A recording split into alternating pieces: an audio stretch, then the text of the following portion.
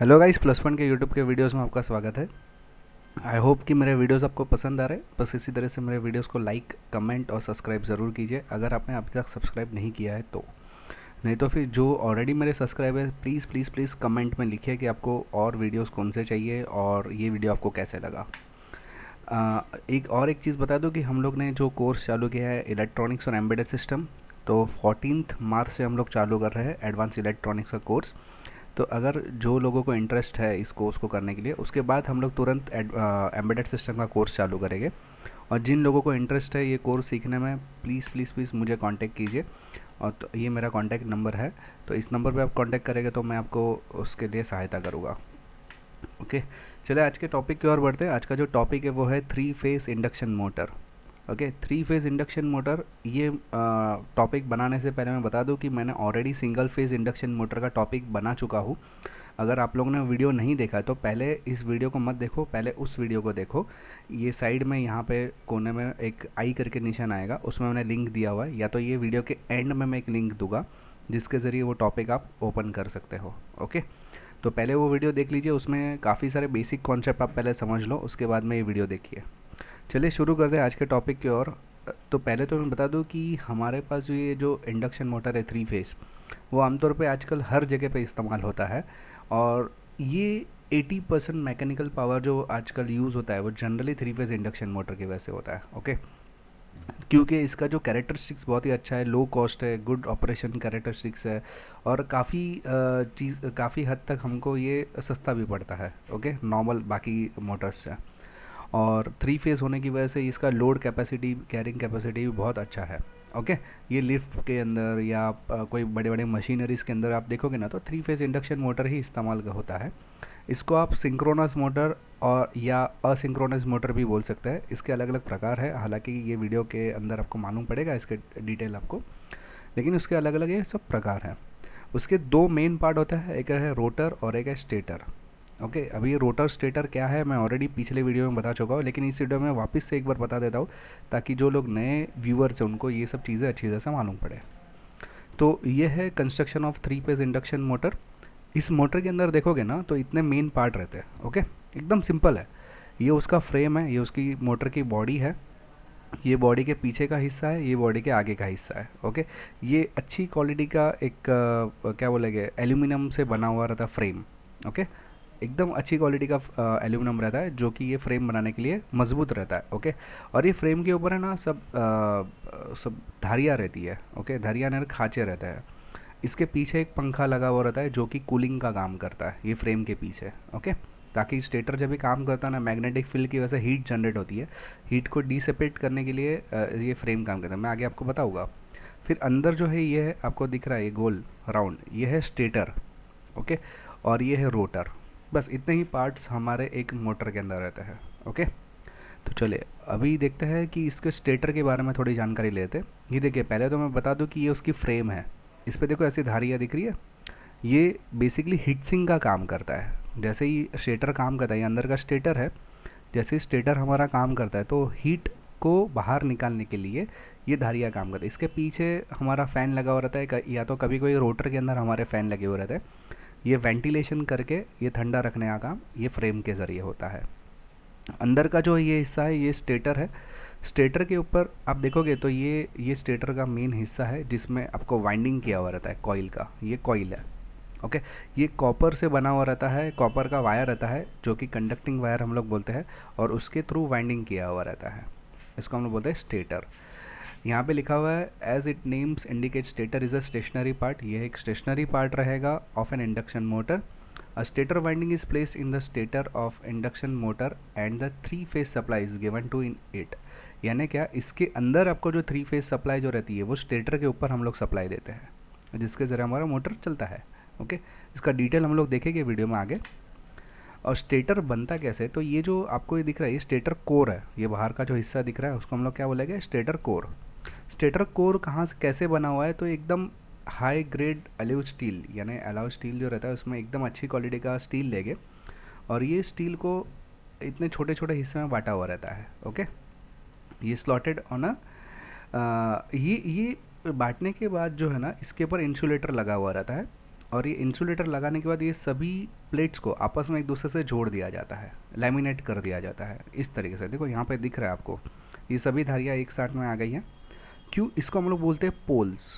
Okay, जितने ज़्यादा poles रहेंगे ना उतना मैग्नेटिक फील्ड ज़्यादा जनरेट होगा, उतना ही स्पीड ज़्यादा मिलेगा। ये तो काफ़ी ज़्यादा है, हालांकि ये बहुत बड़ी मोटर का मैंने आपको एग्जांपल यहाँ पे दिखाया हुआ है, लेकिन अगर छोटा मोटर रहेगा तो छोटे पोल्स रहेंगे, कम पोल्स रहेंगे। ओके, और इसके अंदर वाइंडिंग होता है, हमारा जो कॉइल का जो वाइंडिंग होता है वो इसके अंदर किया जाता है।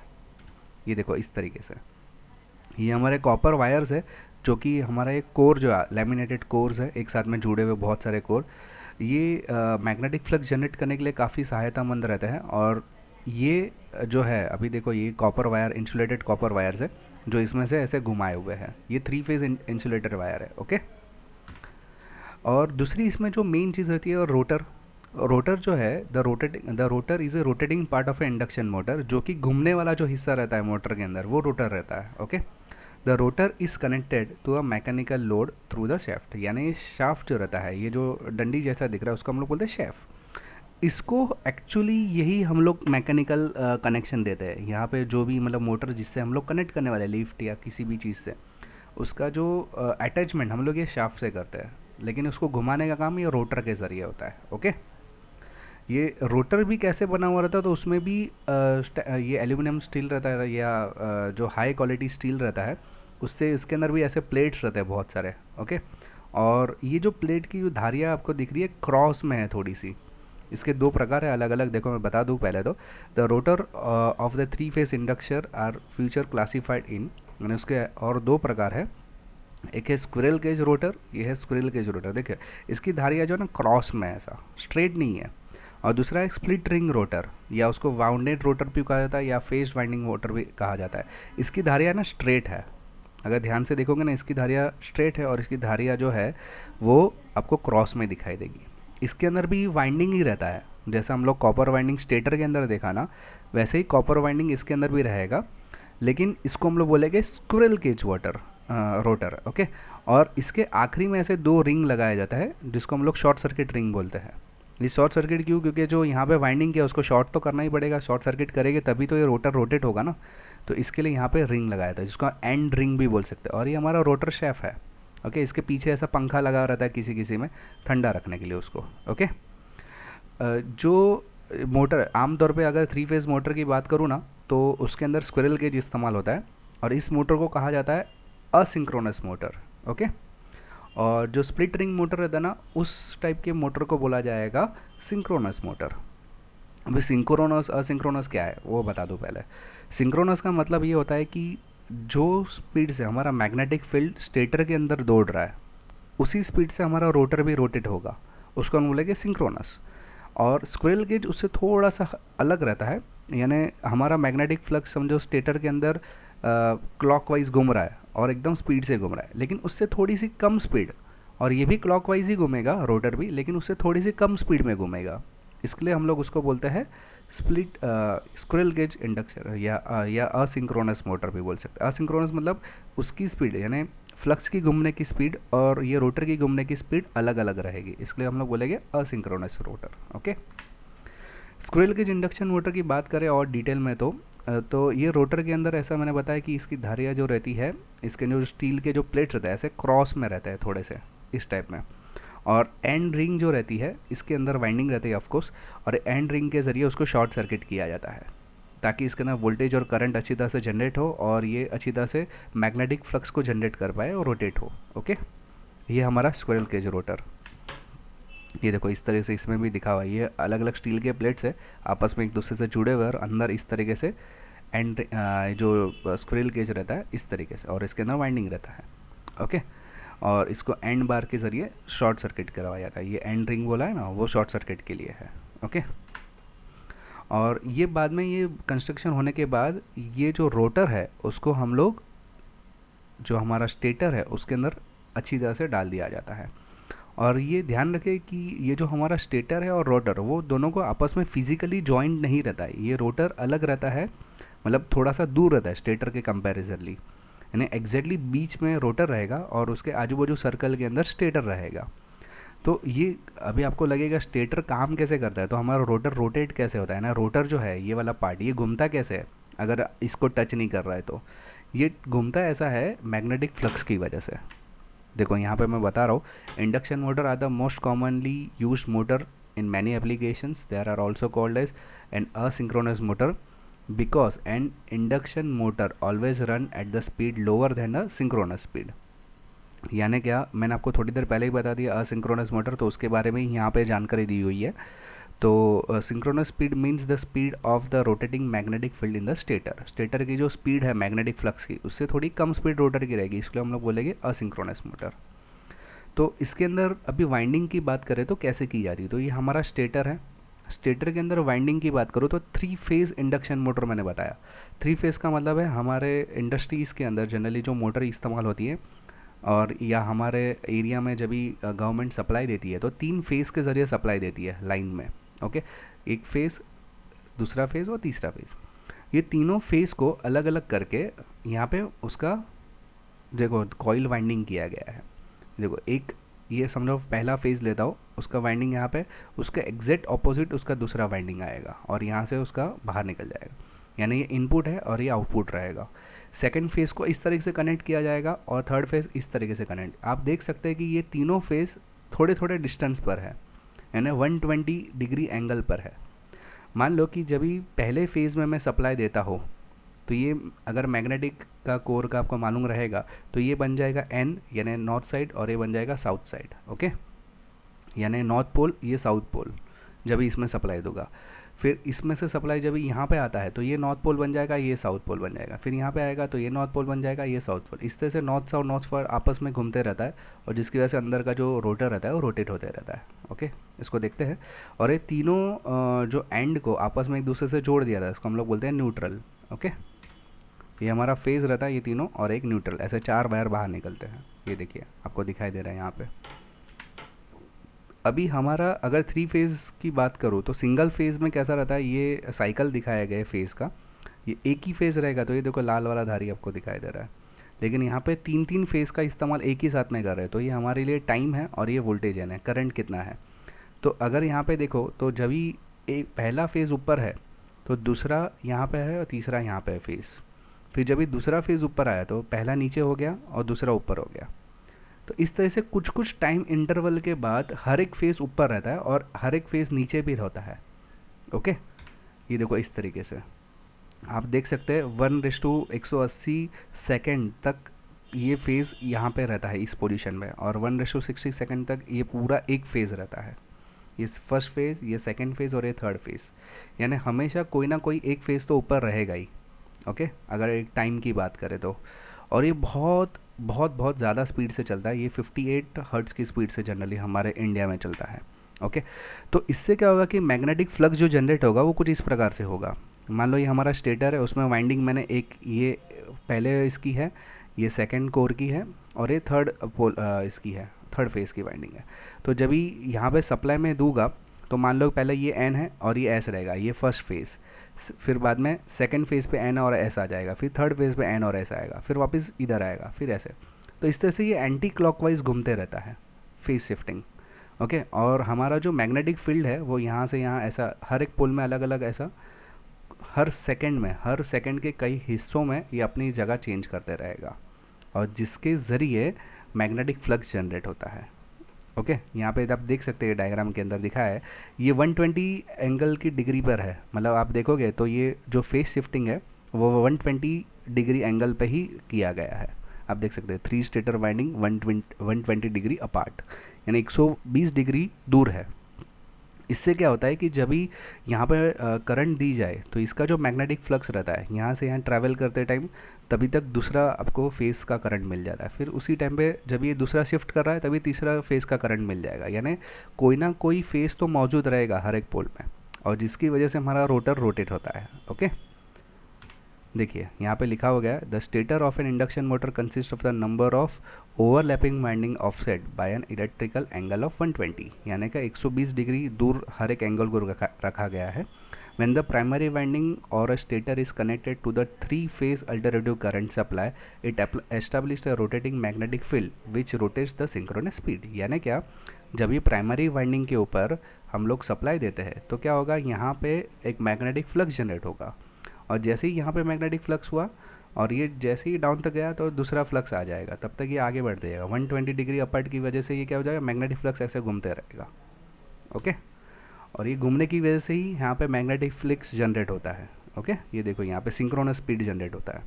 The direction of rotor of A motor depend on the face sequence of the supply line and the order in which the lines are connected to the stator. Thus, interchange of connection of any two primary terminals of a supply will reverse the direction of the rotor. यानी क्या, मैं आपको बता दूं कि मान लो कि मेरी रोटर की स्पीड, रोटर जो है इस दिशा में घूम रहा है। ओके, क्योंकि मेरा मैग्नेटिक फ्लक्स भी इस दिशा में घूम रहा है, लेकिन मुझे रोटर को इस दिशा में नहीं, मतलब उल्टा घुमाना है, क्लॉकवाइज घुमाना है। तो क्या मुझे क्या करना पड़ेगा, खाली फेज शिफ्ट करना पड़ेगा। कोई भी दो फेज़ ले लो, उसको अल्टा पल्टी कर दो, मतलब ये फेस का वायर इधर लगा दो, इस फेस का वायर इधर लगा दो, क्या हो जाएगा, मेरा रोटर अलग दिशा में घूमने लगेगा। पहले मेरा रोटर ऐसा घूम रहा था, फेस शिफ्ट करने के बाद कोई भी दो फेस का वायर एक दूसरे से अल्टा पल्टी करने के बाद मेरा रोटर उल्टा घूमने लगेगा। यह है हमारा अगर रिवर्स करने का डायरेक्शन, तो ये तरीका रहता है। The number of poles and the frequency of the applied voltage depend on the synchronous speed. यानी क्या, जो नंबर ऑफ पोल्स, अगर जितने ज़्यादा पोल्स रहेंगे उतनी स्पीड ज़्यादा मिलेगी आपको, ये यहाँ पे बताया गया है। The motor is commonly configure has 2, 4, 6, 8 poles the synchronous speed, a term given to the speed at which the field produce the primary current will rotate the determine the following expression. ठीक है, इसको देखो यहाँ पे मैंने एक दिखाने की कोशिश की डायग्राम के ज़रिए। मान लो कि यहाँ पे ये पोल्स है, यानी ये फर्स्ट फेज है, उसमें 3 पोल है, 1, 2, 3। यहाँ पे भी वाइंडिंग है, यहाँ पे वाइंडिंग है और यहाँ पे वाइंडिंग है। जब भी प्राइमरी यानी पहला फेस का सप्लाई अंदर आता है, ये देखो लाल मार्क दिख रहा है, यहाँ पे आया तो यहाँ पे मैग्नेटिक फील्ड जनरेट होगा, यहाँ पे होगा और यहाँ पे होगा। ओके, फिर क्या होगा, ये जब भी नीचे आ जाएगा, यानी सप्लाई ये ग्राउंड पे है, तभी क्या होगा, यहाँ पे एन ये और ये यहाँ पे मैग्नेटिक फील्ड जनरेट होगा। उसी प्रकार से जब ये सप्लाई आएगा तो यहाँ पे और यहाँ पे जनरेट होगा। फिर वापस यहाँ पे आया, यहाँ पे आया, यहाँ पे आया। इस तरह से मेरा अंदर का जो है फेस शिफ्टिंग चालू रहता है। ये मैग्नेटिक फील्ड का मैंने आपको एग्जांपल दिया है, देखो किस तरह से हो रहा है, दिख रहा है।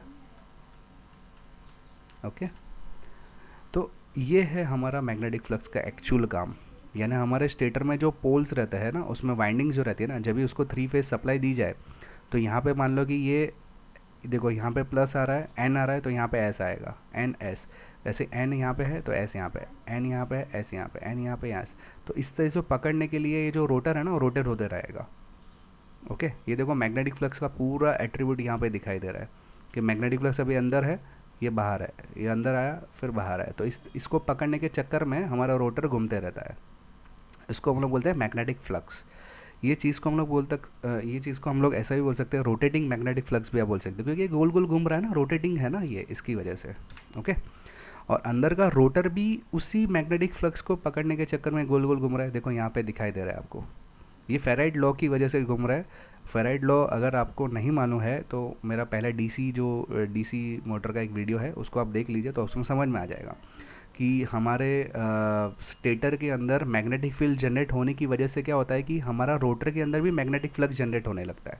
यानी एग्जैक्टली होता कैसा है, स्टेटर के अंदर मैग्नेटिक फ्लक्स जनरेट हुआ, एन और एस पोला है, हमारे रोटर के अंदर भी मैग्नेटिक फ्लक्स जनरेट होगा और दोनों आपस में पकड़ने की कोशिश करेगा एक दूसरे को, और ये पकड़ने के चक्कर में हमारा रोटर घूमता ही रहेगा। ये मैंने एग्जाम्पल पिछले वीडियो में भी दे चुका हूँ।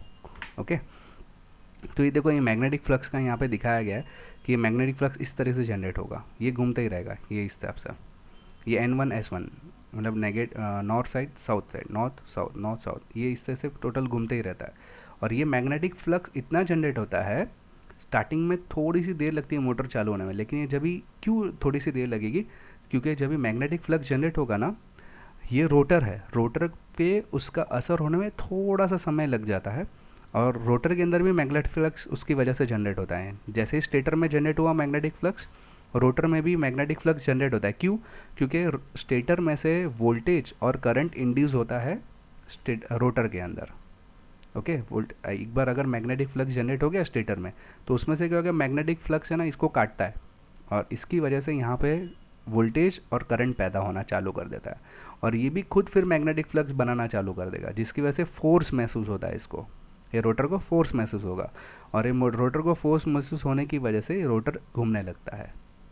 ओके, इसको स्टार्टिंग करने के लिए दूसरी कोई चीज़ की ज़रूरत नहीं थी, 3 फेज़ होने की वजह से ये मोटर जो है अपने आप स्टार्ट हो जाती है। ओके, जैसे ही इसके अंदर मैग्नेटिक फ्लक्स जनरेट होता है, मोटर चालू हो जाएगी। देखो ये पूरा इसका फिर बाद में इस तरह से उसका कंस्ट्रक्शन रहता है कि पीछे पंखा रहता है ताकि स्टेटर और रोटर को ठंडा रख सके और ये पूरी बॉडी को भी ठंडा रखे। ओके, तो आई होप कि मेरा ये वीडियो आपको पसंद आएगा। अगर आपने पहला वीडियो नहीं देखा है induction single phase induction motor, तो पहले वो देख लो, बाद में 3 फेज़ इंडक्शन का मोटर देखो। तो आई होप कि मेरा ये वीडियो पसंद आए, और जल्द ही हम लोग ऑनलाइन कोर्सेज़ भी चालू करें। अगर आप लोग ऑनलाइन कोर्सेज़ में इंटरेस्टेड हो तो प्लीज़ आप कमेंट में लिखें कि आप लोग इंटरेस्टेड है, तो हम लोग उस पर ज़्यादा से ज़्यादा अच्छी तरह से मेहनत कर सकते हैं। Thanks for listening.